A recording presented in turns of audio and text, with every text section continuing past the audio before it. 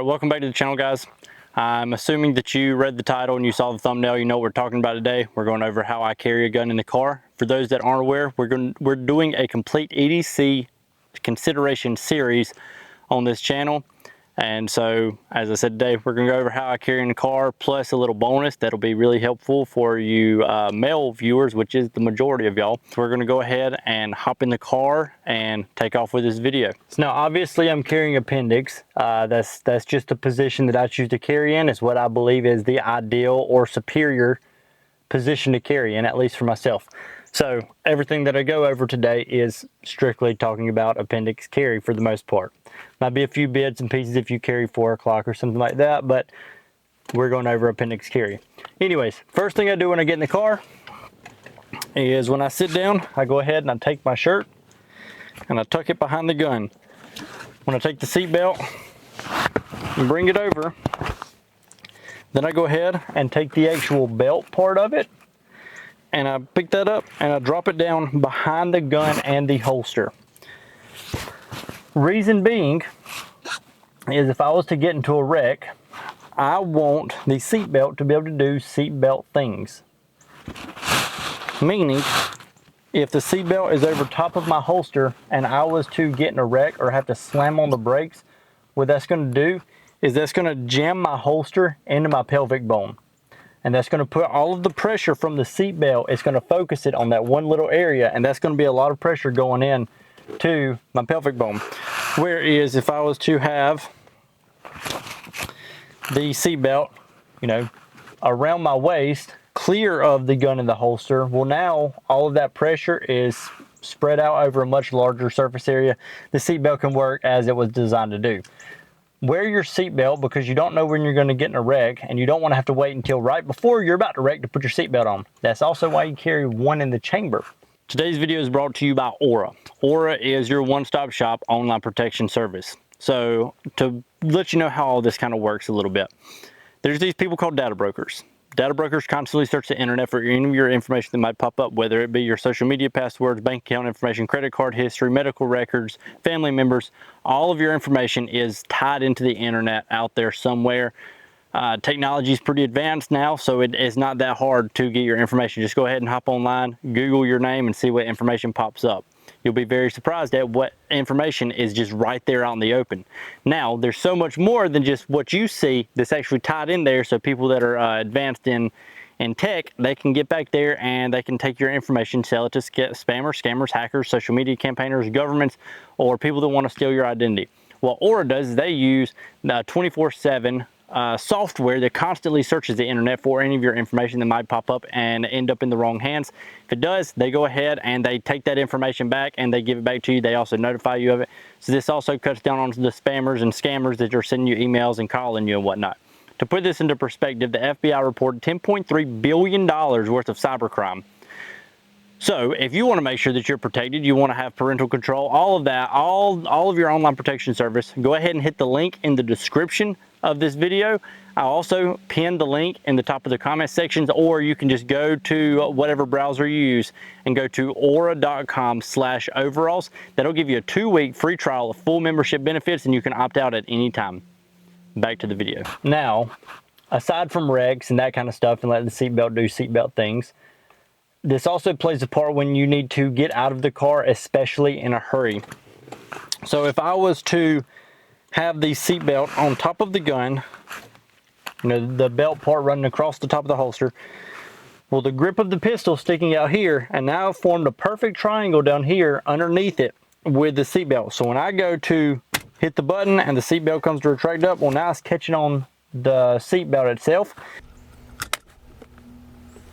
So if I was to do that in a hurry, what would happen is, as I go to get out of the car, let the seatbelt off, and I go to get out, it's going to yank the gun out of the holster.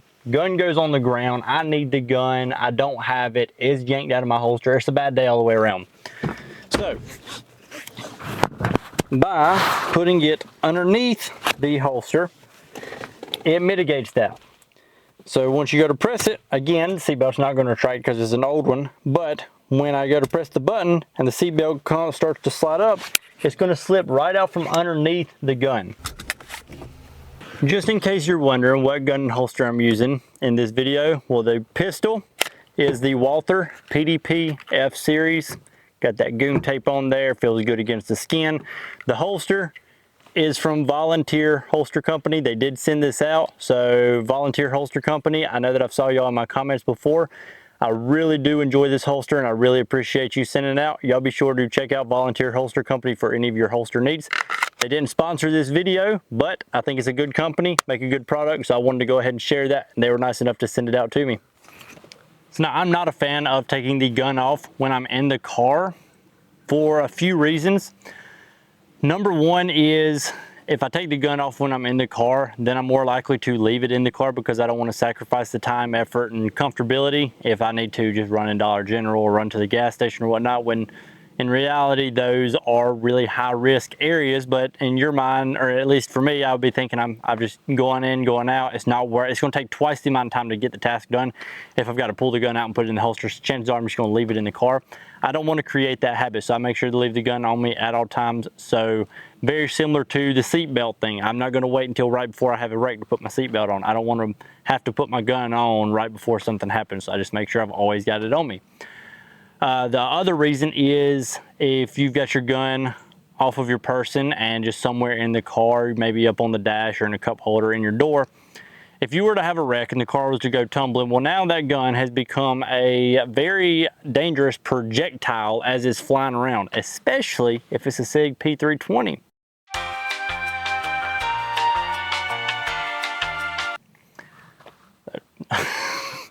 Make sure that you leave your gun on your person if you can. I know that it's uncomfortable for long drives. I will admit, for really long drives, if I'm not planning on getting out of the car for several hours at a time, I might consider pulling the gun out and sticking it in the glove box, because I don't see any scenario where I would need it. I'm not going to start shooting as I'm going down the road. At least I don't plan on it.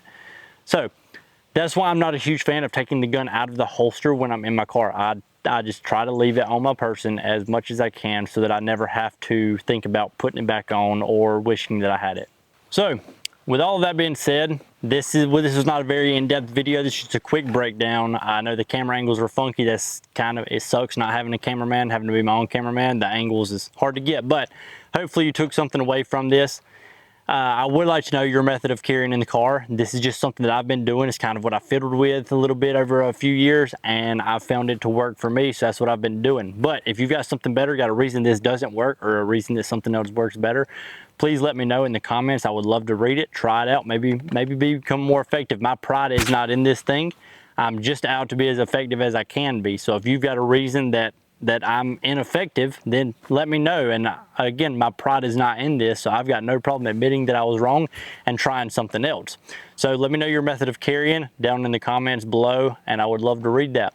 Also, be sure to follow me on Instagram. It'll be pinned in the description, or I'll have a link down there. So for those that aren't aware, I'm a gun gear photographer. And so if you want to make sure that you're a part of all the action going on across the channel, then be sure to follow me over there. Again, it'll be linked in the description of the video. It's the same handle, Operator Overalls. If you like cool pictures and occasional videos, well, you'll enjoy that. What I've been doing lately is taking a lot of pictures at classes. So I'm sure most of y'all are aware of Weapon Snatcher, John Karugi.